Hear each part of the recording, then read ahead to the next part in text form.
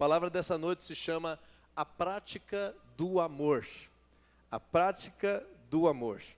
O amor é um conceito que permeia, atravessa toda a Bíblia, toda a palavra de Deus. Do início ao fim, nós vemos o amor vindo à tona e sendo expresso, sendo revelado, muitas vezes causando diferentes situações e reações da parte de Deus para conosco e da parte de pessoas que conheceram a Deus em adoração a Ele, e também entre aqueles que fazem parte do povo de Deus, das famílias naturais e espirituais.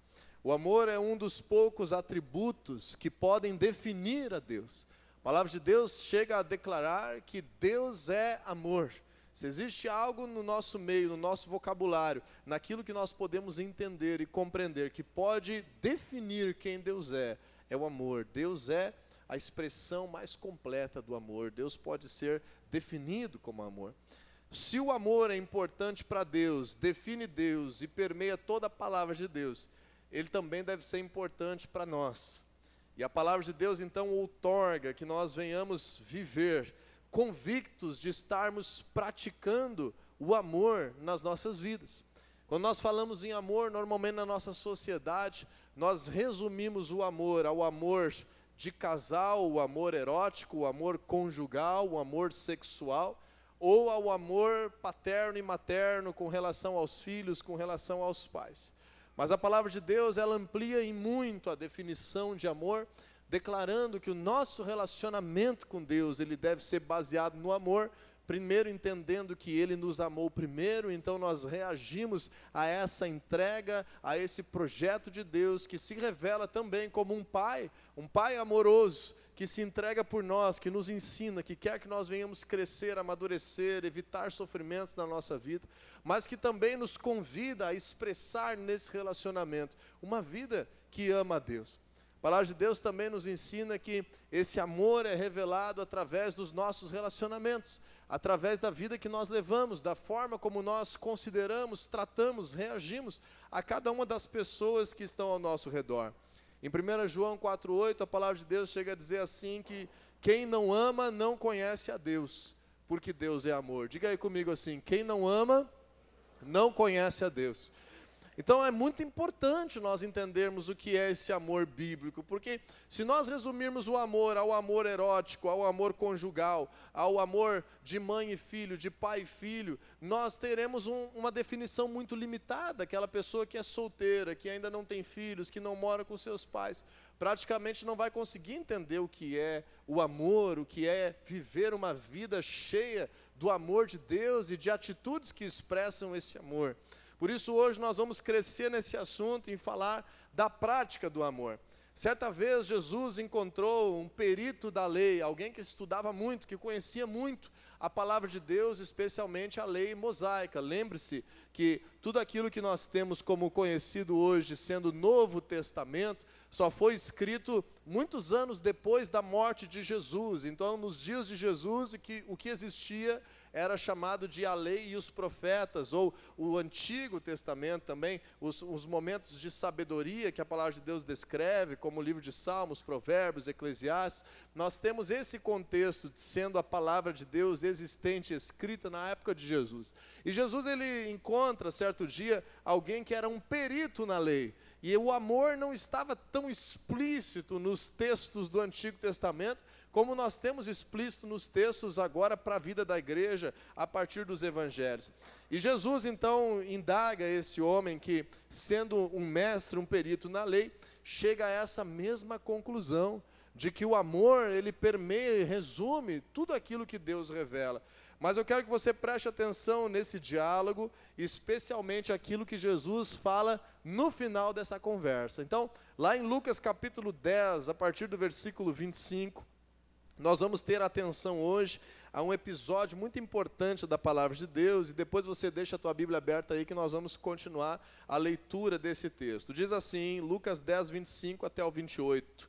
Certa ocasião, um perito da lei levantou-se para pôr Jesus à prova e lhe perguntou: Mestre, o que preciso fazer para herdar a vida eterna. Veja que interessante que na mentalidade bíblica, judaica, as coisas que têm a ver com a vida de Deus não são coisas somente envolvendo um sentimento, um pensamento, uma ação interior, mas são coisas que está sendo indagado o que eu preciso fazer, praticar para herdar a vida eterna. Essa deve ser a nossa preocupação. Muitas pessoas na nossa cultura se aproximam da igreja e dizem assim, não, eu preciso de Deus no meu coração, mas isso não se traduz na prática das suas vidas, e esse perito na lei já tinha entendido isso, e ele chega para Jesus e diz, o que eu preciso praticar, o que eu preciso fazer para herdar a vida eterna? E hoje nós temos que nos perguntar, o que eu preciso fazer para viver uma vida com Deus, para praticar o meu amor a Deus,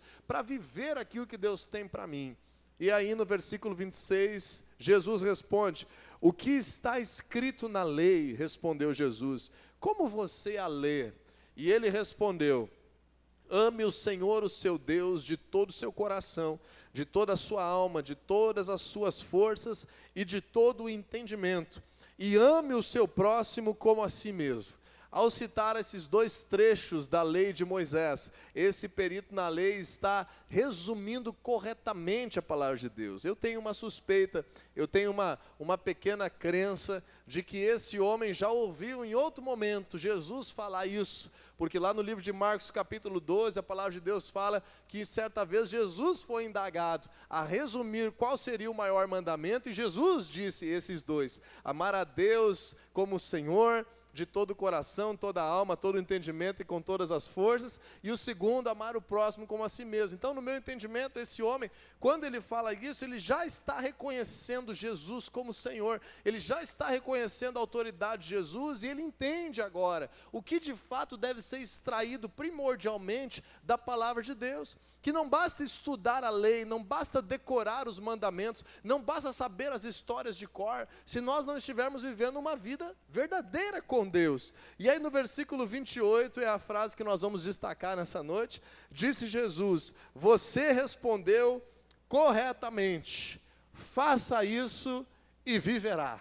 Diga aí para quem está do seu lado, faça isso e você viverá. Então é muito interessante esse diálogo, porque se fosse nos nossos dias, nós ficaríamos sem saber o que fazer.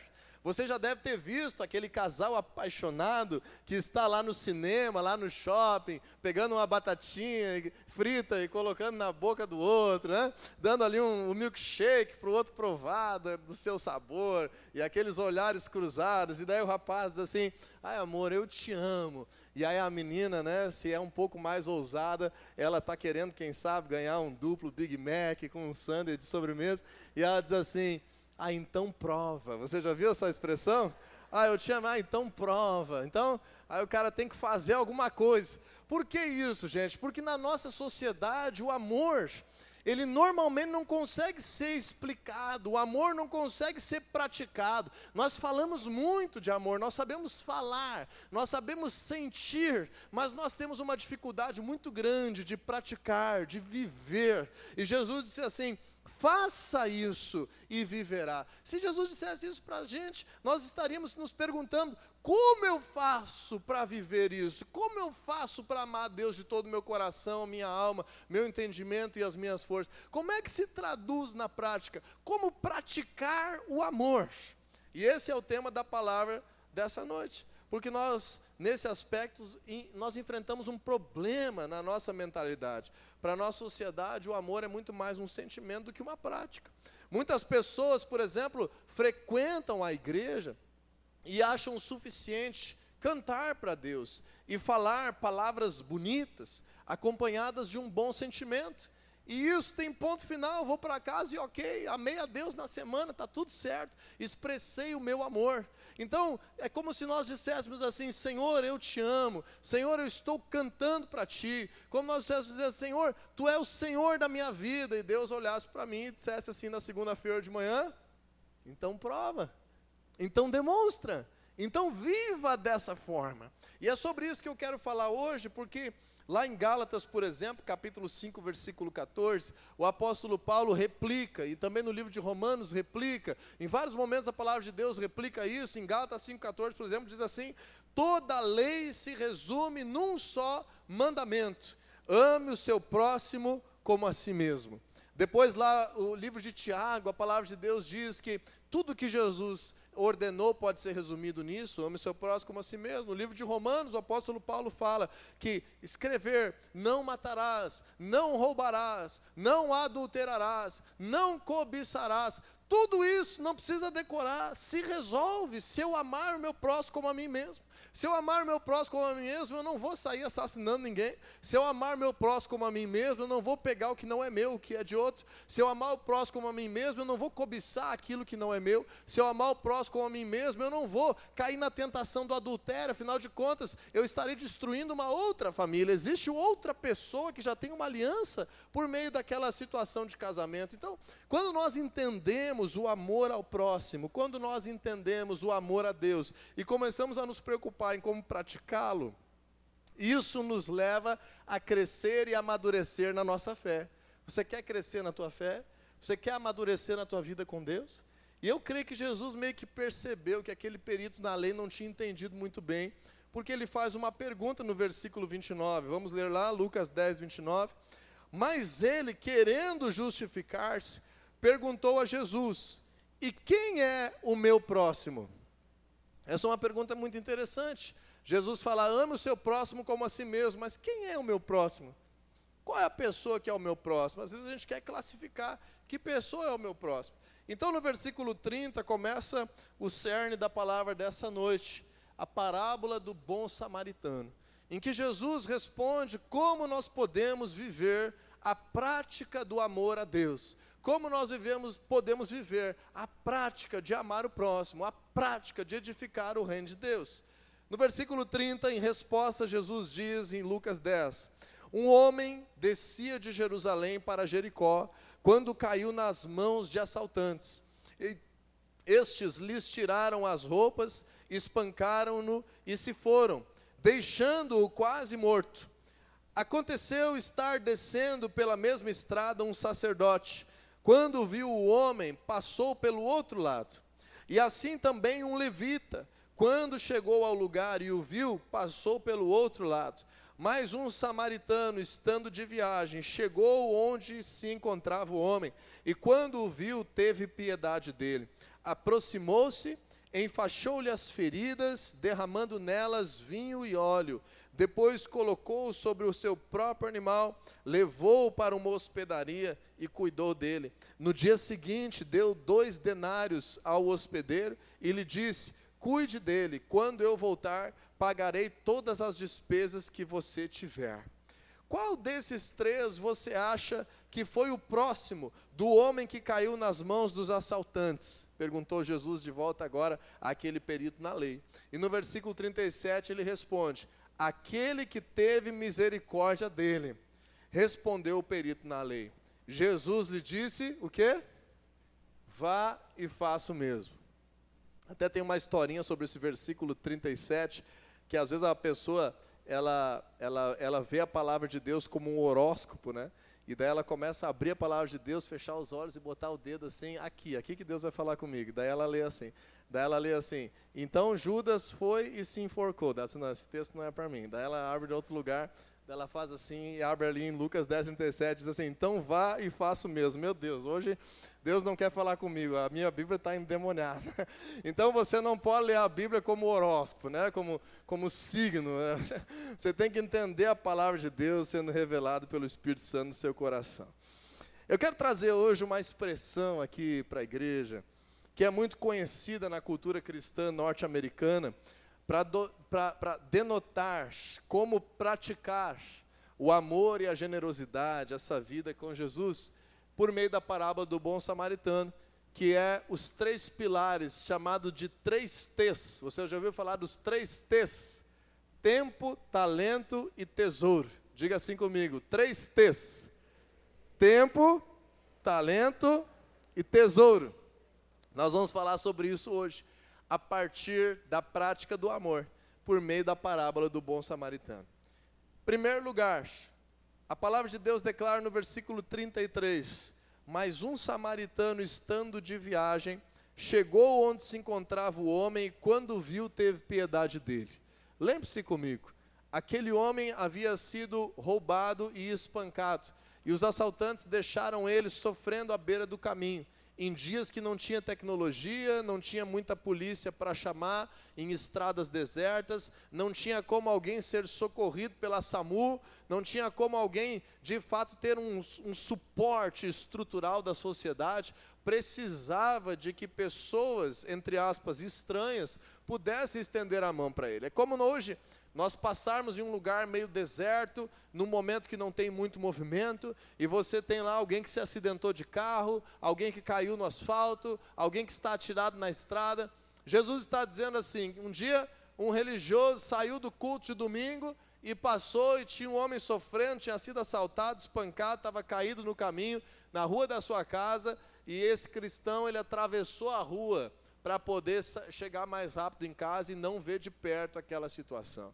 Aí Jesus estava dizendo assim, outro dia o pastor estava indo embora da reunião que ele tinha feito na igreja, e ele chega e passa diante ali dessa pessoa que está ali assaltada, ferida, acidentada, quem sabe, e também atravessou a rua e foi embora para sua casa, porque não tinha tempo para cuidar dessa pessoa, para prestar atenção, não teve compaixão, não teve amor, não estava vivendo uma vida de amor, estava vivendo uma vida religiosa. Então, se nós tirarmos o amor daquilo que nós fazemos como igreja, nós caímos na religiosidade, nós caímos na frieza, nós caímos no julgamento, na acusação, demasiadamente, e paramos de viver uma vida verdadeiramente abundante. E Jesus, ele dá um exemplo, porque aquele perito na lei, ele valorizava muito essas pessoas religiosas, como Jesus disse lá, o sacerdote, o levita, esses eram vistos como os religiosos, os mestres, aqueles que tinham algo de Deus a oferecer.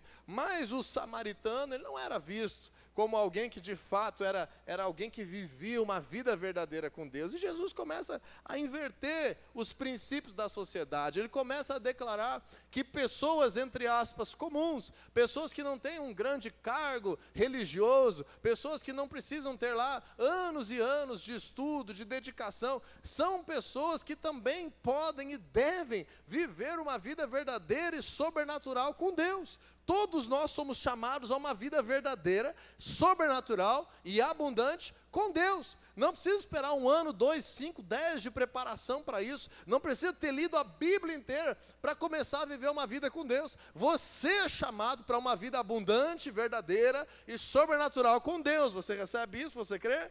Então Jesus está exemplificando aquele samaritano que não conhecia a lei, aquele samaritano que não tinha uma função, um título religioso. Ele foi a pessoa que se aproximou, porque ele teve compaixão. Compaixão é um sentimento que vem quando nós demonstramos amor, empatia por aquilo que está acontecendo na vida de outra pessoa. Ali no versículo 33 diz que o samaritano chegou onde se encontrava o homem e quando o viu, teve compaixão.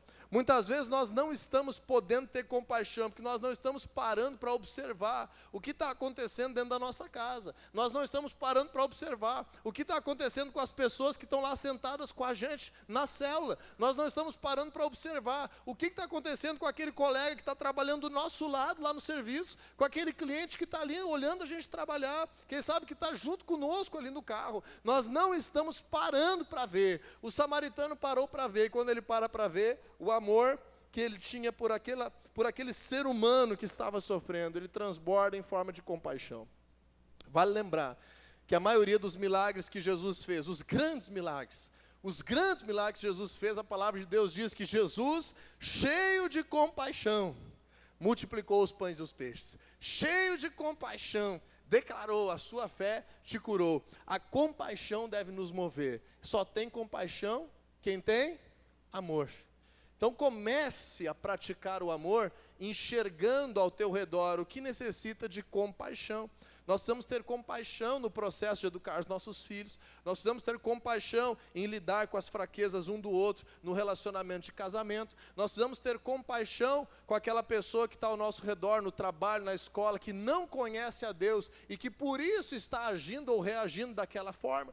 Nós precisamos ter compaixão. Nós precisamos ter um olhar amoroso sobre a humanidade e o projeto de Deus com aquela pessoa que está ao nosso redor. Não adianta a gente ter compaixão pela pessoa que está sofrendo lá no Zimbábue. Está tudo bem que tu pode orar por isso, mas Jesus te chama a praticar, e praticar é com quem está ao nosso alcance. Nesse sentido é que nós vamos viver a prática do amor. E nós começamos entendendo que a prática do amor começa com a disponibilidade do nosso tempo.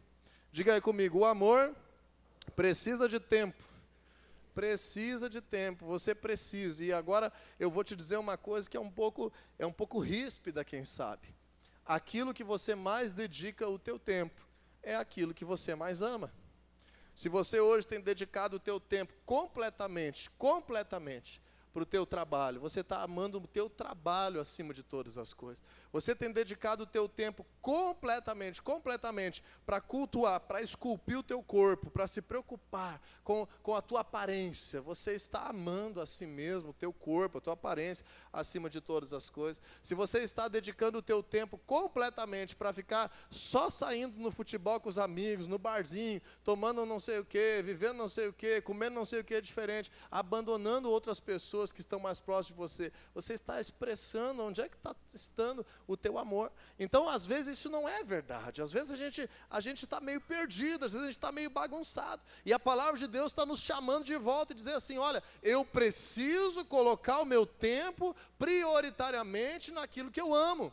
Eu preciso colocar o meu tempo, organizar o meu tempo sobre aquelas pessoas, situações, projetos que Deus coloca diante de mim e que eu preciso expressar o amor. O amor precisa de tempo. E quando nós entendemos isso, é lógico que ajudar alguém requer tempo. Às vezes as pessoas não percebem, às vezes as pessoas lidam com a igreja como se fosse uma empresa e não percebem que lá na célula tem um líder que está lá. Todo mundo está na célula e tem um líder lá na célula, sim? Aquele líder que está lá não está ganhando dinheiro para estar lá. Aquele líder que está lá está dedicando o seu tempo para servir a tua vida. Está dedicando o seu tempo para orar por ti. Está dedicando o tempo dele para te aconselhar, está dedicando o tempo dele para te ajudar a superar os teus desafios, para se preparar para pregar a palavra de Deus. Aquele anfitrião que está abrindo as portas da célula, ele está dedicando o tempo da casa e da família dele para te receber, para me receber. Nós precisamos entender e valorizar os atos de amor das pessoas, muito mais do que aquilo que apenas fique assim nas palavras. As palavras são importantes, mas elas precisam ser acompanhadas de ação. A Bíblia diz que a fé sem obras é morta. A nossa fé começa confessando Jesus, mas se nós não agirmos praticando as obras que Ele nos chama, nós vamos ter a nossa fé morrendo, a nossa família morrendo, nós vamos ter, quem sabe, o nosso ministério morrendo, o nosso chamado morrendo. Aquele homem, então, samaritano, ao se aproximar e expressar a sua compaixão, automaticamente, ele dedicou tempo. E tempo é vida, tempo é dedicação. Nós estamos vivendo numa sociedade egoísta, e essa nossa sociedade egoísta está entrando dentro da igreja, o egoísmo está dentro da igreja. Todos os problemas da sociedade, eles permeiam dentro da igreja, e aqui é o lugar que nós somos treinados a abrir os nossos olhos espirituais e vencer esses problemas e ser resposta na nossa sociedade. E temos muitas pessoas que frequentam as igrejas na nossa sociedade, não estou falando só daqui, estou falando do cristianismo em geral, de uma forma egoísta. Eu quero que eu seja servido. Eu trato a igreja como uma empresa que tem que me servir. Eu trato o meu líder de célula como alguém que tem obrigação de me ajudar. Eu trato Deus como aquele que tem que cumprir algo e me dar uma bênção. Senão, estou virando as minhas costas e tchau. Isso é uma postura equivocada. Nós precisamos entender que aquele homem, ele, ao parar e dedicar o seu tempo para servir a Deus, ele de fato estava vivendo abundantemente. Ele de fato estava fazendo algo que ecoaria para a eternidade. De fato ele estava adorando a Deus, se aproximando daquele que estava em necessidade.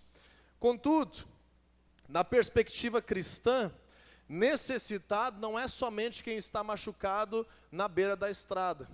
Necessitado não é somente quem está acidentado ou foi roubado ou está passando uma necessidade física. Na perspectiva cristã, qualquer necessidade no corpo, na alma ou no espírito requer que nós venhamos servir uns aos outros para causar plenitude e abundância de vida.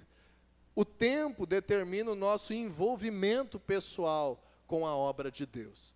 Então, quando nós servimos uns aos outros na célula, isso requer o nosso tempo. Quando nós servimos a nossa família, requer o nosso tempo. Quando nós servimos como povo, como igreja, requer o nosso tempo. Quando nós servimos e abençoamos pessoas durante o dia, no nosso trabalho, no meio da rua, na escola, requer a nossa atenção e o nosso tempo. Se quisermos praticar o amor de Deus, precisamos ter tempo para servir aqueles que estão ao nosso redor, seja pessoalmente ou através de projetos coletivos como igreja.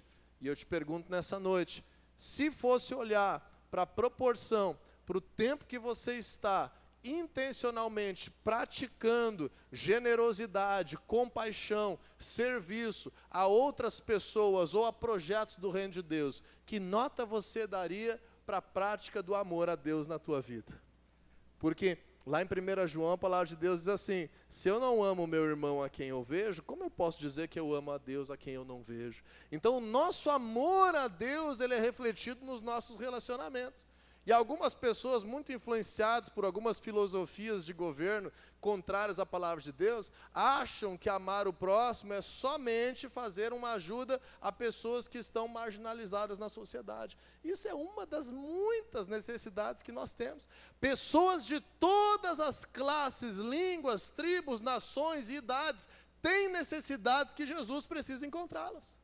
Ao teu redor e ao meu redor, existem pessoas necessitadas. Do nosso lado, na célula, tem pessoas, quem sabe, estão precisando do nosso serviço de amor.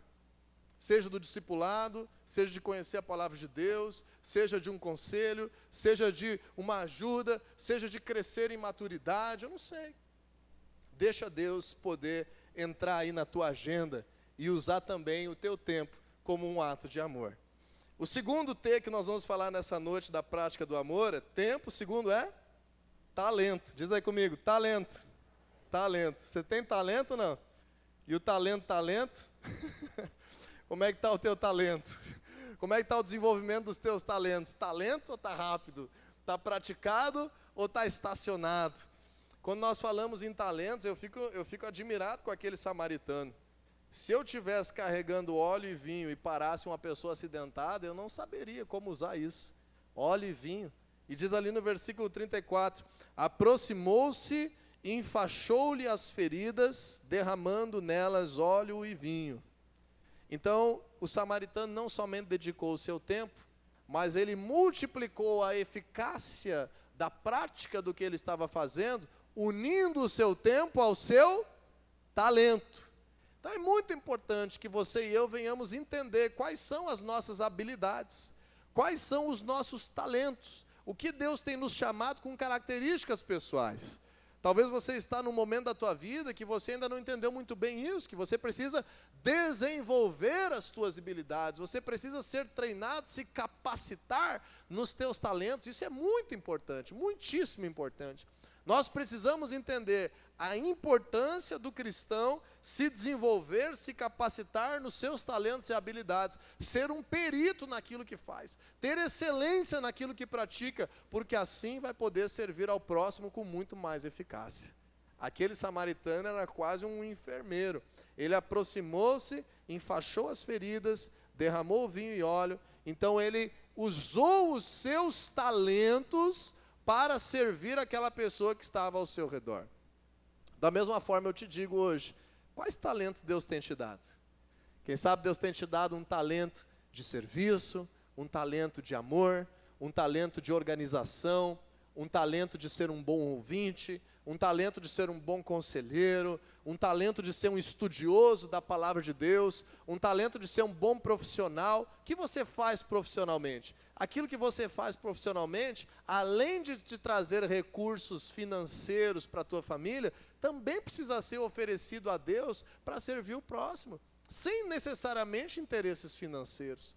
Os seus talentos, os meus talentos, precisam edificar o reino de Deus. E as nossas diferenças é que faz o reino de Deus tão lindo, porque nós precisamos uns dos outros para poder complementar aquilo que nós vivemos. Diga assim para a pessoa que está do teu lado, o seu talento pode ser importante na minha vida. E aí, gente, é sério isso.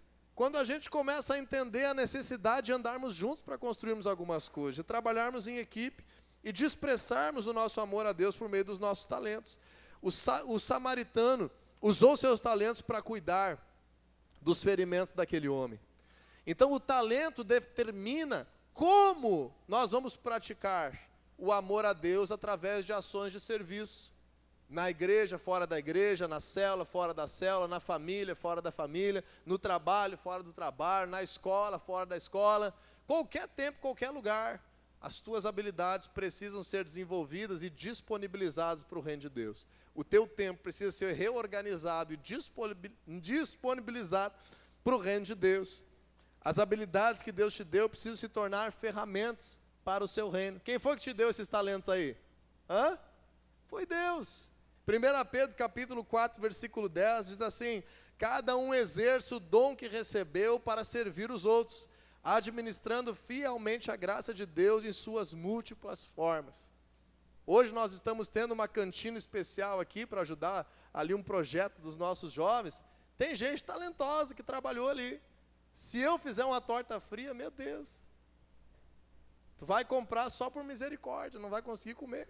Eu não tenho talento na cozinha. E assim tem pessoas que têm um talento extraordinário. Eu fico olhando lá, professor do meu filho na escolinha, 10 crianças chorando ao redor dela.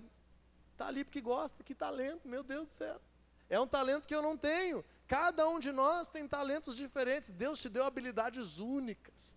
Agora, se você usar essas habilidades só para o teu eu, isso não vai edificar o reino. Os nossos talentos precisam ser disponibilizados para o reino de Deus. Amém? Em terceiro lugar, o tesouro. Versículo 35, vamos ler lá? Versículo 35 diz assim: no dia seguinte, ainda na parte B do versículo 34, depois colocou sobre o seu próprio animal, levou para uma hospedaria e cuidou dele. Aqui já misturou os três, tempo, talento e tesouro.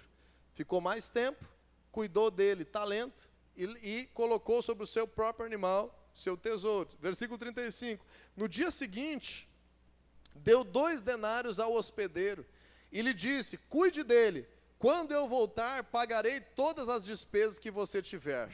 Uau! O samaritano disponibilizou os seus recursos para servir aquele homem que estava enfermo. Usou o seu animal, é um recurso que ele tinha. Às vezes a gente não tem dinheiro, mas tem aí alguém, algo, uma ferramenta, uma situação, uma equipe que a gente pode usar. A gente pode usar os recursos também que Deus nos deu como tesouro, que já custaram um valor, mas que hoje estão ao nosso dispor. Temos lá uma empresa, temos lá uma equipe, temos lá uma família, temos lá amigos, temos lá ferramentas, temos lá o quê? Para usar como tesouro. Tem lá uma roupa, tem uma coisa que pode estar servindo para alguém que a gente não está usando. Tudo isso custa dinheiro. E aquele homem usou o animal que ele estava ali andando. Ele andou a pé. E ele colocou aquele homem ferido em cima do seu animal. Isso também custa dinheiro, é o seu tesouro. Mas especialmente ele, no outro dia, tinha que seguir viagem. Ele tinha outros compromissos. E esse, quem sabe, é um dos grandes desafios que nós vivemos no nosso tempo. São pessoas que querem servir a Deus, mas estão sem tempo, estão sem disponibilidade. Então nós temos esses dois extremos na nossa sociedade. Aqueles que têm disponibilidade e não têm muito recurso financeiro, aquele que tem recurso financeiro, mas não tem disponibilidade. Então esse deve servir a Deus mais com o seu tesouro, e esse vai poder servir a Deus mais com o seu tempo, e ambos com os seus talentos. Quando nós entendemos isso, todos nós podemos ser usados por Deus de muitas formas. O nosso tesouro determina recursos que vão impulsionar o nosso serviço no reino de Deus. E mais do que isso, determina recursos que vão nos fazer servir a Deus para além do nosso tempo e para além dos nossos talentos. Os nossos recursos financeiros, os nossos tesouros, eles são úteis para ir além daquilo que nós podemos fazer pessoalmente e dão suporte para a vida de outras pessoas ser abençoada. O nosso tesouro também revela onde está o nosso coração. Em Lucas capítulo 12, na sequência desse texto, no versículo 34, a palavra de Deus diz assim: pois onde estiver o seu tesouro, Jesus falou, ali também estará o seu coração. Não é qual banco está o teu dinheiro e o meu dinheiro, não é sobre isso, não é esse onde está o teu tesouro, é onde você está permitindo que você esteja fazendo investimentos. Ali está o seu coração. Então imagine que você é cristão. Hoje nós tivemos aqui uma série de batismos. Você declara: Jesus é o Senhor da minha vida. Aí eu coloco lá 30% da minha renda no tal do tigrinho. Esses dias eu ouvi dizer que é um tigrinho. Você sabe o que é o tal do tigrinho? Se não sabe, não queira saber. É coisa que gente tem gastado dinheiro à toa aí, só de lazer, só de hobby. Mas na hora de investir no reino de Deus, eu sou miserável. Então eu estou demonstrando que o meu tesouro não é uma forma que eu estou expressando amor a Deus. E mais do que isso, eu estou demonstrando que o meu coração está muito mais em outras coisas do que no reino de Deus. Seja por meio daquilo que fazemos como igreja, seja por meio de pessoas que estejam ao nosso redor necessitando de recursos. Pode ser que hoje você não tenha a capacidade de usar nem teu tempo, nem o teu talento, nem o teu tesouro. Sabe por quê? Porque você hoje, quem sabe, é aquele homem que está ferido na beira do caminho. Aquele homem ferido na beira do caminho não conseguia servir a Deus. Ele está machucado, ele está precisando de ajuda, ele está precisando de restauração. Quem sabe você é essa pessoa hoje. Você é essa pessoa que está na crise, que está no desespero, que está precisando de que alguém se aproxime de você. E eu digo que nesse lugar tem pessoas que podem ser respostas de Deus para a tua vida. Amém, pessoal? Amém, igreja? Aqui nesse lugar, lá na tua cela que você vai ser convidado, tem pessoas que estão abertas. A sua casa, o seu tempo, os seus recursos, as suas habilidades estão abertos, disponíveis para servir aqueles que estão em necessidade. Isso é ser cristão. Se não for assim, nós não estamos vivendo cristianismo, nós estamos sendo religiosos. Agora, se você está aqui neste lugar e já superou as tuas crises, você já superou o momento mais difícil da tua vida, você já está de pé de novo, não tem como amar a Deus sem expressar esse amor por meio de tudo que você está vivendo, sem disponibilizar uma porção do teu tempo, dos teus talentos e do teu tesouro para edificar o reino de Deus. Isso nos torna parte do reino de Deus. Muitas igrejas cristãs hoje em dia têm tido assim a primazia de que servir a Deus é estar aqui em cima de uma plataforma, com o microfone, com o instrumento na mão, fazendo alguma coisa para os outros verem. Chega-se a ter ambientes na igreja que a hora do louvor não é uma hora de todo mundo adorar, é uma hora de todo mundo sentar e olhar alguém cantar e no final aplaudir. Isso não é servir Jesus como igreja, isso não é amar o próximo, isso não é exercer os nossos talentos, até porque não é todas as pessoas que têm um talento para oratória, que têm um talento para musicalidade, que têm um talento artístico, mas o Senhor, Ele nos chama, é no nosso dia a dia, é fora aqui desse lugar. Claro que aqui nós podemos exercer habilidades, é lógico, nós precisamos disso para poder ser igreja, para poder nos reunirmos, ser corpo. Você também é convidado a isso, temos aí o nosso time de ministérios, que é tão importante, mas não resuma a tua vida com Deus, é isso que eu estou querendo dizer, aquilo que você faz aqui dentro da igreja ou lá na hora da cela. Amplie a tua visão para a prática do amor a Deus em todos os momentos do teu dia. Quando nós aprendemos a amar o próximo como a nós mesmos e refletir isso ao nosso amor a Deus, nós vamos vencer tentações sexuais com muito mais facilidade. Nós vamos vencer tentações de corrupção financeira com muito mais facilidade. Nós vamos vencer tentações de rixa, de ira, de falta de perdão com muito mais facilidade, porque nós vamos estar constantemente buscando servir, amar a Deus e expressar isso através do nosso tempo, do nosso talento e do nosso tesouro. A prática do amor envolve esses 3 pilares. Então a pergunta que fica hoje é: como você e eu podemos amar mais a Deus? Como nós podemos demonstrar a prática desse amor nesse momento que você está vivendo a sua vida? Nós vivemos diferentes momentos. Eu já passei por tantos momentos diferentes na minha vida. E ainda não chegou na metade. Em nome de Jesus eu creio. Ainda vou viver bastante tempo. Mas eu me lembro da minha infância. Eu me lembro da minha adolescência, eu me lembro da minha juventude, eu me lembro dos primeiros anos de casado, eu me lembro antes e depois de ter filho. Cada momento da nossa vida, quando era um estudante, quando estudava e trabalhava, cada momento é diferente. E em cada momento, eu sei que é possível servir a Deus. Eu sei que é possível entregar a Ele o nosso tempo, o nosso talento e o nosso tesouro.